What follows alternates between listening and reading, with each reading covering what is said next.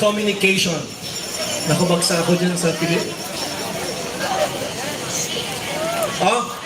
Siya po ay isang former Philippine Communication Secretary, matapang na abogada, kahit ano pang gawin sa kanya, tatayo at nakatayo pa rin.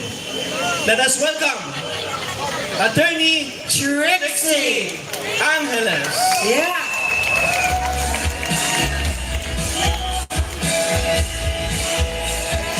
Sumobra, pasensya na. Magandang gabi po! Magandang gabi po! Tayo ay maisog! Every year, once a year, nire-require ang ating Pangulo ng saligang batas na mag-report sa bayan. Sa saligang batas yan.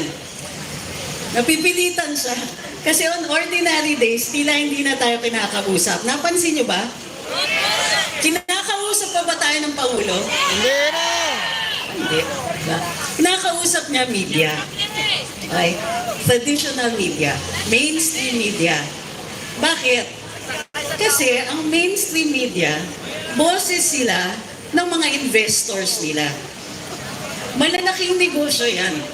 So, yung mga negosyo na yun, yung kanilang inilalahad, pinapahayag, yan po ang boses ng mga may-ari sa kanila. So nakikinig ang Pangulo sa kanila, pag sila may tanong, sasagutin niya. Pero pag tayo nagtatanong, sinasagot ba tayo? Nung tayo nagtatanong, sino yung nakasakay sa chopper? Sinagot ba tayo? Nung tinatanong natin, bakit tumataas presyo ng bigas?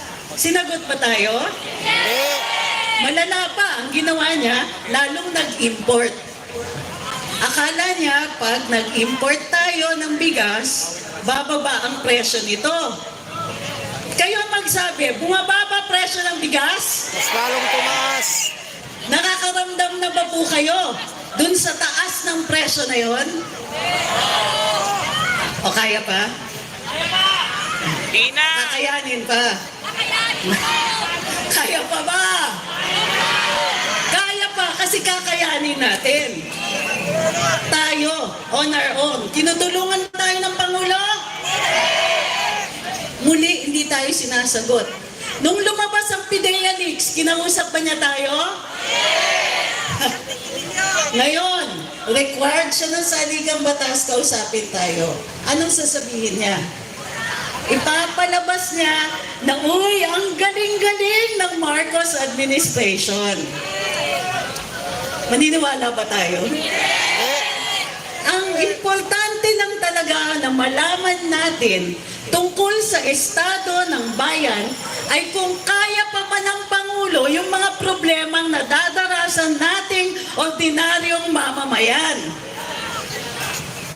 Sa tingin nyo, sasabihin niya yan sa atin? Maglalabas siya ng numero. Maglalabas siya ng growth rates. Kasi binaral ko yung Zona 1 at Zona 2 niya. At yun po ang parati niyang pahayag taon-taon. Uy, tumaas ang growth ng agricultural sector. Ayun, correct. Budol. Bakit? Hindi bumaba ang presyo ng bigas. Lumaki ang agricultural sector. 2.4%?